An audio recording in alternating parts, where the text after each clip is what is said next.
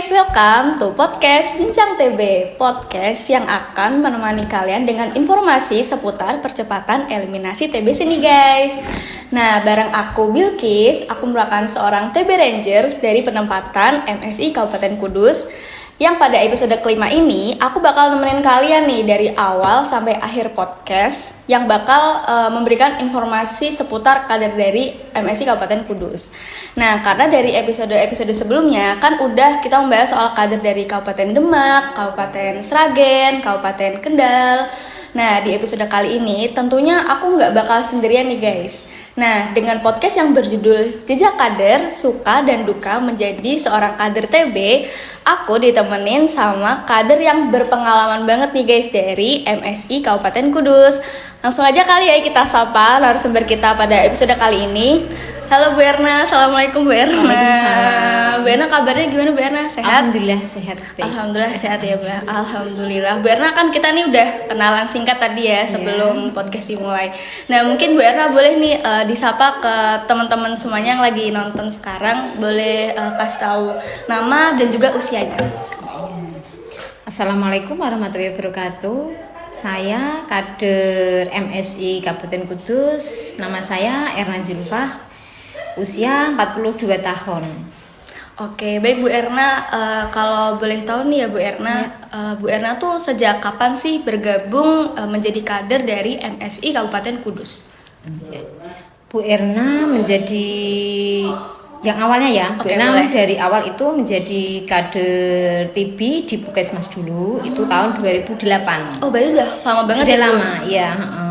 Terus di tahun 2018 Bu Erna kader Puskesmas dan kader TB Care Asia. Terus di 2021 itu ikut gabung di MSI. Oh, berarti terus untuk sampai sekarang. Sampai sekarang ya. Iya. Berarti kalau misalkan dari yang 2008 itu masih yang Puskesmas ya. Iya. Berarti untuk yang bergabung MSI baru tahun 2021. Iya. Oke Bu, mungkin kan Bu Erna dari tahun 2021 sudah bergabung di kader MSI ya Bu. Nah untuk bergabung menjadi kader itu gimana sih Bu? Alur ceritanya bagaimana Bu Erna bisa menjadi kader? Apalagi kan Bu Erna tuh sudah start dari tahun 2008. Iya. Awalnya kan di kader di Puskesmas, terus MSI juga kerjasama dengan Puskesmas untuk penanggulangan TB. Jadi saya ditunjuk dari Puskesmas Gedibek untuk ikut membantu memutus rantai penularan TBC, ikut gabung di kader MSI. Jadi saya kader Puskesmas Gedibek dan kader MSI Kudus. Sampai sekarang ya Bu? Sampai sekarang. Semoga sampai akhir hayat. Oh iya, amin.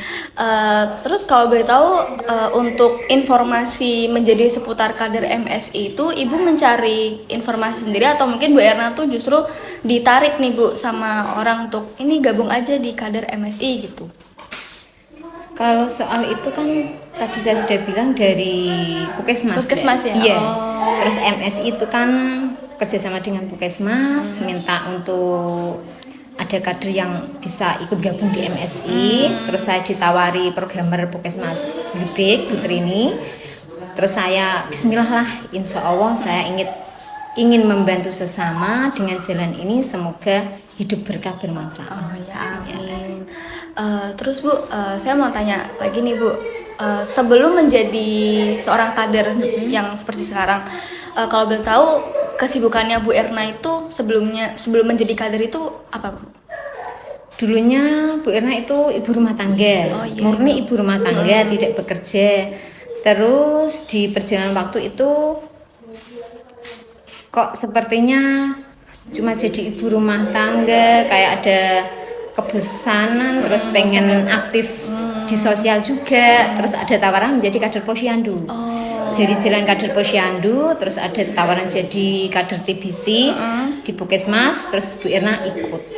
Karena dulunya kan ada yang ditawari menjadi kader TB, itu pada nggak mau. Ya? Iya, terus saya juga yang ditunjuk itu 2 orang, minimal satu desa itu 2 orang yang ditunjuk untuk mengikuti pelatihan ya di Puskesmas itu.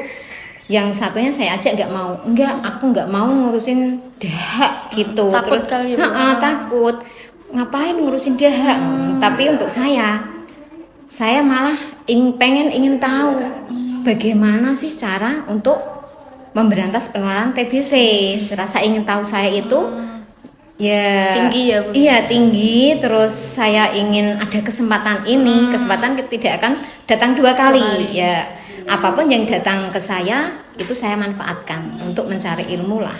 Ya, insya Allah nggih, manfaat untuk saya, keluarga dan lingkungan sekitar. Tujuan utama itu dari ya, awal. Dari ya. awal.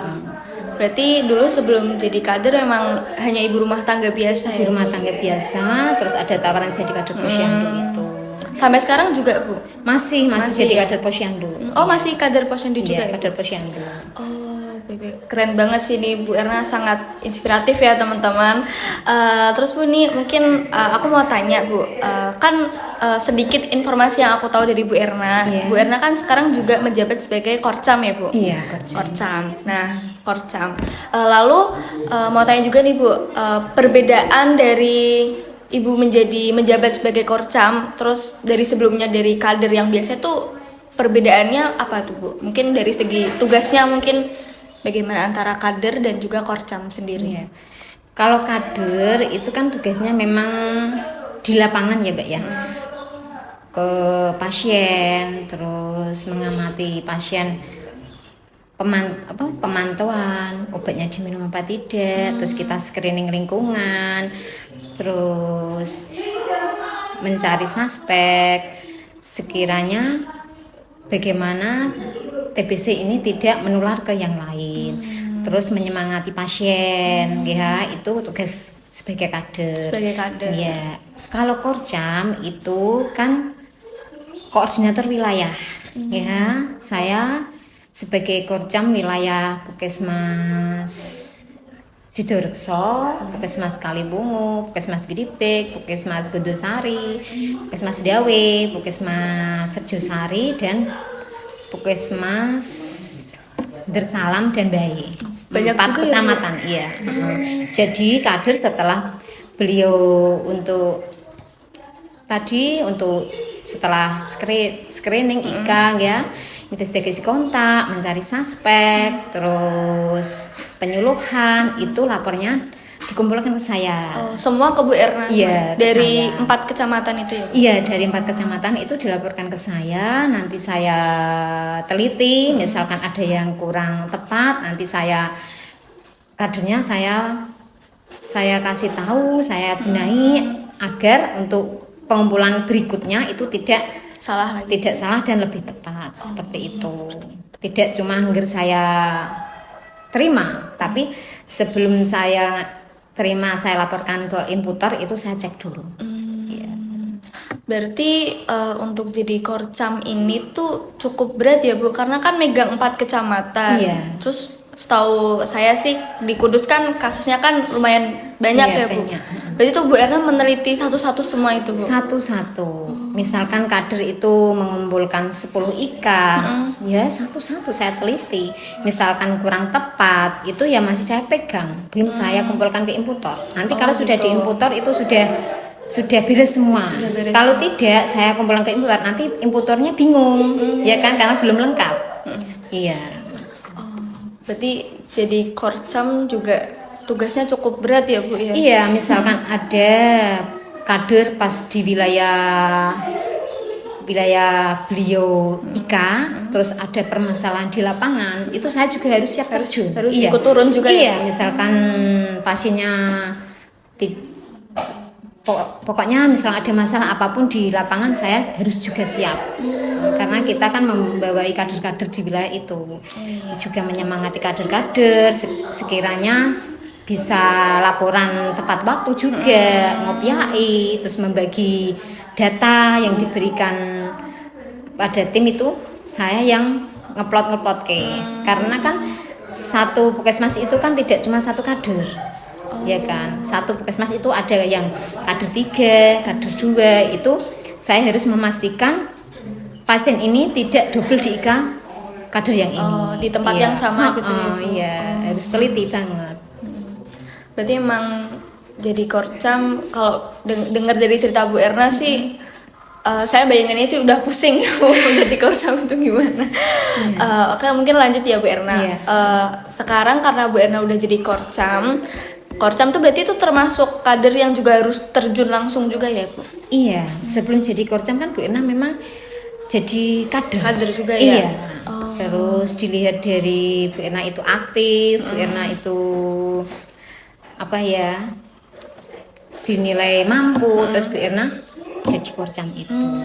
Untuk proses menjadi korcamnya itu Bu Erna itu ditawarin dari pihak MSI atau mungkin justru dari pihak kecamatannya langsung, atau mungkin ada dari stakeholder lain gitu Bu yang menawarkan Bu Erna untuk jadi korcam?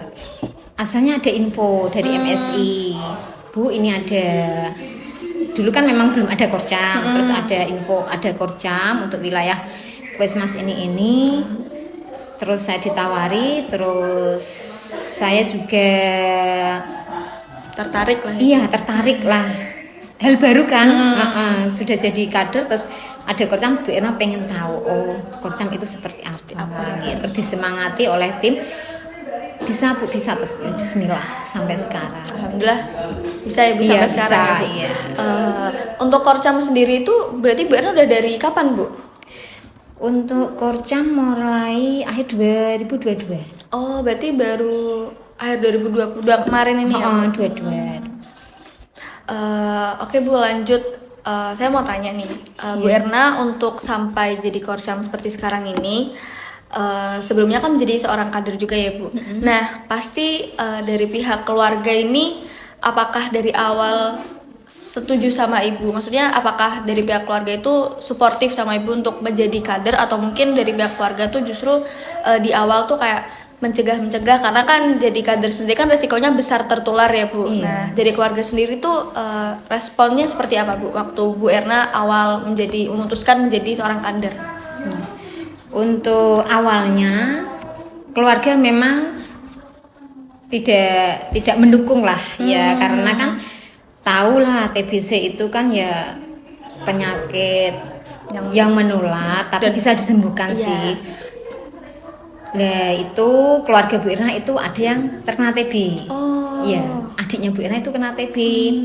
Terus Bu Erna pengen tahu bagaimana cara memutus rantai yang benar, yang tepat agar TBC itu bisa diberantas gitu ya? lah ya. Jangan sampai saya ketakutan terus tidak tahu caranya, itu malah yang berbahaya. Iya, betul. jadi rasa ingin tahu Bu Erna itu yang mendorong Bu Erna terjun jadi kader TBC. Iya, karena adiknya Bu Erna itu 2 yang terkena TBC. Yang pertama, terus yang kedua itu tertular. Tapi sebelum jadi adiknya Bu Erna itu terkena TB, Bu Erna sudah jadi kader. Cuman masih kader Puskesmas saja ya Bu. Terus saya juga kasih penyuluhan ke keluarga saya sendiri juga. Tapi kan ya memang beda lah. Iya. Ya cara menyampaikan Masih ke taunya, keluarga sama orang lain kan berbeda. lebih dipercaya orang Iya. lain ya mungkin ya. Iya. Setelah adik saya yang 2 itu terkena, keluarga baru percaya. Iya. Terus keluarga baru percaya, terus keluarga mau apa ya, mentaati peraturan itu ya, pakai masker di rumah terus gitu ya, jaga pakai jarak, terus sering cuci tangan, pola hidup bersih sehat lah. Nek dulunya kan memang ya terserah Ya, mungkin pada gitu ngeyel ya, ya, Bu. tapi setelah ada kejadian seperti itu lebih Aware diperbaiki lah. lah ya tentang kesehatan. Tapi untuk sekarang udah disupport kan Bu dari keluarga? Sudah, Udah ya, Bu? alhamdulillah sudah, karena apa ya, karena kan sekarang keluarga sudah tahu lah, oh memang Bahaya ya Bu? iya bahaya, tapi kalau kita tahu ilmunya, insya Allah malah aman, malah membantu orang yang tidak tahu, kan seperti itu. Baik Bu Erna, mungkin lanjut ya Bu. Ya. Untuk soal ini tentang judul episode kali ini nih Bu, tentang suka duka nih. Suka duka Bu Erna menjadi seorang kader TB itu bagaimana ya Bu? Mungkin Bu Erna boleh ceritain ke kami sedikit nih Bu tentang suka duka Ibu menjadi seorang kader TB. Mungkin boleh dimulai dari dukanya dulu kali, boleh Bu? Oh iya. Untuk dukanya itu Bu Erna kan pas kunjungan lah ke pasien. Terus pasiennya itu menolak dikunjungi. Ya. Terus bilang kalau dia tidak mau pengobatan TBC. Itu yang membuat Bu Erna sedih dan merasa bagaimana ya, kayak ditolak. Pasti sedih banget. Ya. Terus Bu Erna setelah ditolak, dia bilang tidak TBC. Terus Bu Erna kalau ada kejadian seperti itu biasanya Bu Erna kemana-mana. Bu Erna kan memang membawa lembar balik lah tentang TBC. Bu Erna membawa lembar balik. Contoh seperti ini. Oh ini ya Bu. Oh iya, terus Bu Erna buka-buka, Bu Erna jelaskan, kasih penyuluhan. Iya. Langsung ya Bu? Iya langsung. Saya jelaskan satu persatu apa itu TB, cara penularannya, bagaimana apa ya akibatnya kalau tidak taat minum obat, misalkan putus obat itu saya jelaskan sampai detail. Nah di saat itu baru beliau percaya. Iya. Iya Bu Erna kalau misalkan tidak dipercaya itu malah tidak langsung pergi enggak. Malah Bu Erna duduk manis, Bu Erna bawa lembar balik. Sekiranya dia langsung mengerti apa itu TBC seperti itu. Terus Bu Erna juga kasih apa ya? Misalkan punya anak yang contoh misalkan yang sakit kan bapaknya. Terus punya anak yang masih remaja itu tak suruh buka Instagramnya MSI. Coba lihat, coba jenengan buka-buka tentang MSI, jenengan pasti akan tahu apa itu MSI, terus apa itu TBC. Misalkan sudah seperti itu masih belum tidak percaya, Bu Erna biasanya itu meninggalkan lembar balik yang kecil itu ya, enggak lembar balik, maksudnya lembaran apa ya Pak ya? Kayak brosur. Iya brosur. Itu saya berikan, saya tinggal, terus Bu Erna kasih nomor HP. Ya, setelah itu Bu Erna bilang nama sama nomor HP Bu Erna. Terus saya bilang, misalkan suatu saat membutuhkan Bu Erna atau terkadang kalau dia tidak percaya otomatis tidak mau tes dahak, tidak mau dirujukkan. Jadinya Bu Erna melakukan itu, terus misalkan besok atau suatu saat ingin tes dahak keluarga atau tetangga sekitar yang ada yang batuk-batuk 2 minggu lebih tidak sembuh-sembuh, bisa langsung telepon saya atau WA. Nanti saya langsung datang. Membawa pot dahak dan rujukan ke puskesmas. Seperti itu. Karena kita tidak bisa memaksa di hari itu dia harus percaya sama kita, enggak kan? Kita butuh pendekatan, butuh waktu lah untuk dia percaya. Berarti untuk pendekatan itu memang harus dilakukan beberapa kali ya Bu? Iya, saya juga minta nomor HP-nya dia. Terus saya juga meninggalkan nomor HP. Terkadang itu biasanya Bu Erna pulang. Di berapa minggu kemudian itu ada WA, telepon. Bu Erna, ini anak saya, ini saya mau tes dahak. Bu Erna langsung meluncur. Makan siap. Terus misalkan, Bu, ini tidak ada yang ngantar. Bagaimana Bu cara ke puskesmasnya? Terus Bu Erna, ya udah, yang penting jenengan pot dahaknya ini diisi dahaknya, nanti untuk ke puskesmas bisa Bu Erna ambil. Iya, pagi-pagi Bu Erna jam 6 meluncur, terus ambil pot dahak, terus ke puskesmas. Seperti itu. Oke. Ya bagaimana ya? Kalau dia sudah mau memberikan dahaknya itu Bu Erna sudah lega. Senang banget ya. Tapi memang butuh perjuangan. Di lewat WA kan Bu Erna biasanya juga memantau, misalkan Bu sudah ada dahaknya, belum bisa keluar dahak. Bu Erna setiap hari, setiap misalkan 1 minggu masih Bu Erna pantau sampai dia mengeluarkan dahaknya. Itu kalau memang ada gejala, terus beliau juga bersedia pengen tes dahak tapi belum bisa, itu masih kita pantau sampai dia mau tes dahak itu. Mungkin ada duka yang lain nggak Bu? Karena waktu saya kan kemarin sempat ikut IKA juga ya sama Bu Erna. Nah dari situ tuh saya tuh juga tahu kalau untuk medan untuk menuju ke tempat penyuluhan ikannya itu kadang tuh ada jalan yang mungkin jalannya rusak atau mungkin kadang ada alamat yang nggak sesuai gitu Bu. Iya. orangnya nggak ada. Itu kalau kayak gitu gimana Bu? Biasanya itu pernah RT RW kebalik, Mbak. Nah, misalkan RT 2 sama RW 3 itu kebalik RT RW-nya. Bu Irna biasanya terus silaturahim ke perangkat desa atau ke kader posyandu. Kader posyandu kan sama-sama kita seperjuangan lah untuk tujuan kita kan untuk masyarakat Sama kita ya, sehat semua lah. Biasanya gitu. Di setiap desa atau di setiap RW paling tidak kita harus kenal seseorang. Itu untuk memudahkan kita di lapangan. Iya. Bener banget sih Bu. Oke, mungkin untuk yang duka kan Bu Erna udah cerita nih sedikit ya Bu ya. Tadi Bu Erna bilang kalau untuk sukanya nih Bu, sukanya mungkin hal-hal yang bikin Bu Erna seneng selama Bu Erna menjadi kader itu kalau boleh tahu apa sih Bu? Kalau sukanya itu kan seorang kader TV itu kan seperti nganu ya Mbak ya, silaturahim dari satu rumah ke rumah yang lain. Ya. Itu biasanya Bu Ena menemukan teman-teman lama yang dulunya tuh sudah lama banget gak ketemu. Wow, ternyata rumahmu di sini lah, terus nyambung, terus silaturahim. Terus ada juga pas ke rumah pasiennya itu pas Bu Erna datangi, Bu Erna sudah bawa ID card, sudah bawa rompi ya, tas puskesmas juga. Tapi masih ada yang tidak percaya. Itu saya juga pernah diajak ke rumah perangkat.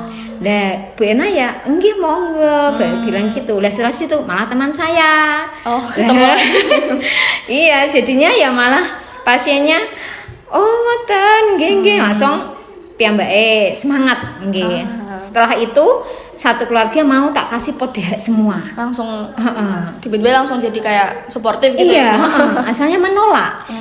Rumah dikunci ya, terus gak mau keluar gitu. Iya, terus segala cara lah, tapi dengan kesabaran. Memang harus disabari karena kan di lapangan terus pasien itu kan berbeda-beda karakter juga, iya kan, tidak semua sama. Iya. Kalau untuk hal yang berkesan Bu, ada nggak Bu Erna hal berkesan Bu Erna selama menjadi seorang kader dan juga korcam, ada nggak Bu kira-kira? Yang berkesan itu Bu Erna tahun berapa ya? Ya tahun 2022 itu kan Bu Erna kemarin pas ada COVID ya. Oh iya. Itu Bu Erna itu terkena COVID. Sempat isolasi mandiri di rumah sih. Sempat putus asa, terus keluarga juga sedikit menyalahkan lah. Karena kamu kan memang kader penyakit menular. Jadinya malah disalahin ya, Bu? Iya, makanya nggak usah jadi kader yang apa ya, yang resiko tinggi seperti itu. Bu Erna juga sudah bilang ke programmer Puskesmas juga, Bu, saya mau mundur jadi kader TB nggih. Saya sempat juga Bu? Iya sempat. Bu Erna juga merasa takut juga pas ada COVID itu. Terus Bu Erna minta izin, Bu, saya mengundurkan diri ya. Saya seperti ketakutan. Iya. Terus jangan, nanti yang membantu saya siapa? Terus pripun Bu, saya seperti kayak putus semangat lah Mbak ya. Setelah itu malah saya itu dapat penghargaan. Iya. Apa tuh Bu penghargaan? Penghargaan kader terbaik se-Kabupaten Kudus. Se-Kabupaten Kudus Bu? Iya, se-Kabupaten Kudus. Tahun berapa itu Bu? Tahun 2022. 2022 kemarin. Iya, di bulan Maret ya. Terus di bulan April itu Bu Erna ikut lomba penyuluhan ya, itu jadi juara 3 se-Jawa Tengah. Se-Jawa Tengah Iya. Bu? Wah. Iya. Keren. Itu lokasinya di mana Bu? Itu lewat online karena masih pandemi. Masih pandemi, jadinya ya alhamdulillah juga. Padahal itu Bu Ena nggak nyangka kalau dapat juara ya kan, cuman iseng-iseng pengen ikut. Ya, setelah itu terus di bulan Mei itu dapat penghargaan dari MSI Jawa Tengah juga. Oh, dari MSI Jawa Tengah. Iya, itu di bulan Maret, April, Mei beruntun. Di saat kita sudah Ngedown putus ya, Bu? asa, ngedown, tapi Allah malah mengasih semangat yang luar biasa. Itu yang langsung ada motivasi lagi. Iya, ya, Bu? Di saat putus semangat, bener-bener putus semangat. Terus Bu Irna dikasih itu ya semangat lagi sampai ya, saat ini. Alhamdulillah, keren banget Bu Erna. Apalagi Bu Erna kan udah sampai dapat penghargaan juga, menurut saya sih itu keren banget sih Bu Erna, karena seorang kader kan juga sibuk ya Bu. Terus untuk menyempatkan waktu buat mungkin tadi ikut lomba sampai akhirnya kok menang, itu menurut saya Bu Erna keren banget sih Bu, bisa kayak gitu. Dari tadi saya dengerin cerita Bu Erna aja kayak merasa Bu Erna ini benar-benar inspiratif banget. Apalagi kan dengan Bu Erna udah di umur yang segini gitu, beda jauh banget sama saya. Saya masih umur 20-an udah kayak males-malesan gitu. Cuman lihat Bu Erna tuh kayak jadi tambah semangat lagi gitu. Iya, harus semangat. Harus semangat ya Bu. Iya, harus semangat. Betul. Terus Bu Erna, saya mau tanya lagi nih Bu. Iya. Tadi kan Bu Erna udah menjelaskan tentang hal-hal yang membuat Bu Erna ini semangat untuk menjalani tugas sebagai seorang kader ya Bu. Iya. Selain mungkin dari support dari keluarga, lalu mendapat apresiasi lah dari MSI atau mungkin dari tadi di Jawa Tengah juara juga ya Bu. Mungkin saya mau tanya Bu. Bu Erna ini selama menjalani tugas sebagai seorang kader, tadi kan saya juga sempat memperhatikan untuk pasien yang kadang itu tidak mau dikunjungi. Iya. Nah, sebenarnya faktor apa sih Bu? Kok orang-orang tuh sampai takut kalau misalkan kader itu kayak sekedar mampir aja? Kira-kira tuh mereka tuh faktor yang ditakutkan itu apa? Gitu Bu. Nek takutnya ya sebagian ada yang ketakutan, sebagian itu dia tidak mengakui kalau dia TB. Oh gitu ya. Saya nggak TB sih, saya cuma tipes, bilangnya seperti itu. Terus saya kan terus tanya, bisa lihat surat yang dari rumah sakit Bu, biasanya kan ngoten, iya. Terus saya juga meyakinkan beliau kalau apakah panjenengan pernah rawat inap di rumah sakit ini seperti itu. Ibu Ena kan datanya kan memang dari MSI MSI juga dari Dinas Kesehatan juga, kan nggak mungkin salah kan. Iya, untuk memastikannya seperti itu. Terus iya Bu, saya rawat inap di rumah sakit ini. Kok jenengan bisa tahu?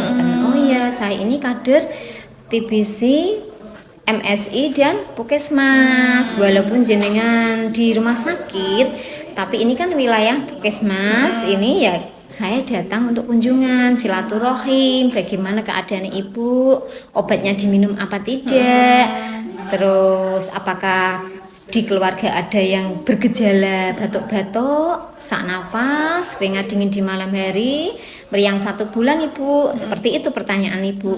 Terus ada yang bilang, oh iya Bu, itu yang senang.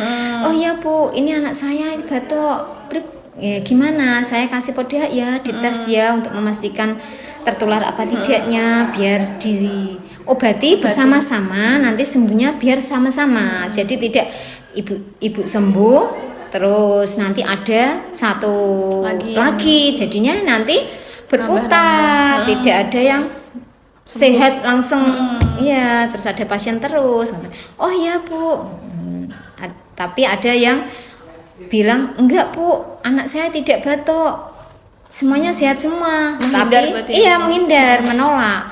Tapi dia seperti menahan batuk seperti itu. Iya, terus kalau sudah ada, tapi memang setiap di keluarga pasien itu Bu Irna meninggalkan nomor HP, wajib itu.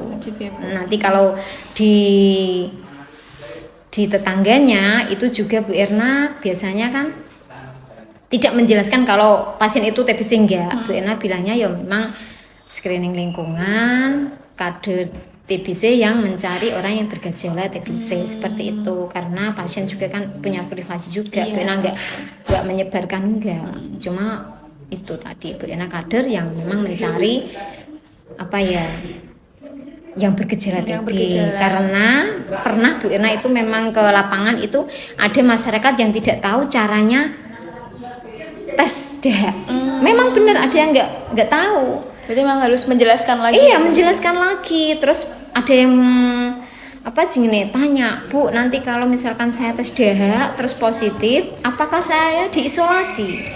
Apakah saya masih bisa bekerja? Seperti itu, ketakutan. Kalau tes dahak nanti hasilnya positif atau tidak bisa bekerja.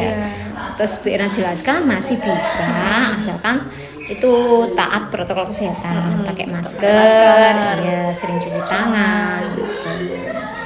Berarti mungkin salah satu ketakutan masyarakat tuh karena mungkin mereka tuh kalau menurut saya sih Bu, saya nangkapnya mungkin mereka tuh kayak nggak berani menerima fakta kalau sebenarnya tuh mereka tuh udah bergejala, cuman kayak menolak terus ya, Bu. Takut kalau positif. Iya, betul, takut kalau Terus positif. takutnya juga kalau dikucilkan juga, mungkin seperti itu. Tapi ya siapa sih yang mau sakit TBC? Iya, betul. Iya kan? Oke Bu, mungkin ini sebagai penutup podcast kita pada hari ini, saya mau tanya Bu Erna, mungkin Bu Erna bisa memberikan kayak kata-kata atau mungkin harapan, apa sih harapan Bu Erna untuk para pejuang TB sekarang dan juga harapan Bu Erna untuk para kader, terutama para kader di MSI Kabupaten Kudus. Ya. Untuk harapan Bu Erna yang sudah menjadi kader TBC, ya lanjutkanlah perjuangan kita, ya kan?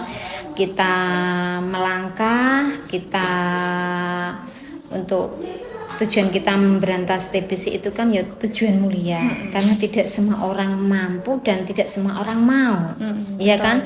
Kita itu sebagai kader hebat, pejuang, ya kan? Pejuang dahak. Ya. Jadinya memang harus lanjutkan semangat. Kita jangan lihat tentang apa ya, itu kan amal jariah kita di akhirat juga kan. Betul. Iya, kalau kita sudah bisa menyemangati orang, menyemangati pasien TB yang kalau tidak dikasih penyuluhan itu putus obat, terus misalkan pasien TB-nya itu tidak tahu tentang TBC, terus tahu, itu ada kebanggaan tersendiri buat kita. Ya, iya, merasa senang, merasa bahagialah kita itu apa ya? Tujuan kita itu diterima. Iya. Oke, mungkin segitu aja Ibu Erna untuk podcast pada kali ini. Bu Erna, saya terima kasih sekali Bu Erna mau nemenin saya dari awal sampai akhir. Mohon maaf Ibu kalau misalkan nanti tadi saya ada kesalahan kata-kata. Sama-sama Mbak, saya juga mohon maaf bila jawabannya tidak sesuai. Bu Erna keren banget sih, udah jadi kader, bahkan udah sampai korcam juga ya Bu ya. Iya. Oke guys, mungkin sekian podcast pada kali ini. Semoga podcast kali ini dapat memberikan kalian pelajaran untuk kalian semua. Sampai jumpa di episode berikutnya. Dadah. Tos TV. Temukan, obati sampai sembuh. Yuh.